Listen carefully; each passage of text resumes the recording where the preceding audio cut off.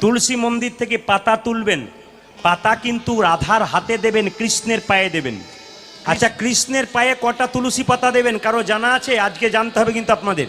কৃষ্ণের পায়ে কটা তুলসী পাতা দেবেন? কেউ একটা বলেন, কেউ দুটো বলেন, কেউ পাঁচটা বলেন।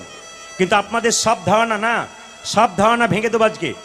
কৃষ্ণের পায়ে আপনারা 3টে তুলসী পাতা দেবেন। কেন 3টে দেবেন? আমার দিকে তাকিয়ে নেন, আমি আপনাদের বুঝিয়ে দিই। এই যে আমার হাতে দেখছেন, এটা আমি কি পরে আছি জোরে বলুন? রাখি। রাখি যেটাকে বলা হয় রক্ষা সূত্র, এটাকে রক্ষা সুতো বলা হয়। এই রক্ষা সূত্রটা ভাই বোনকে পরায়, বোন ভাইকে পরায়, দিদি ভাইকে পরায়, আবার দাদা বোনকে পরায়, আবার বন্ধু বন্ধুকে পরায়। একটা একটা করে জানবেন।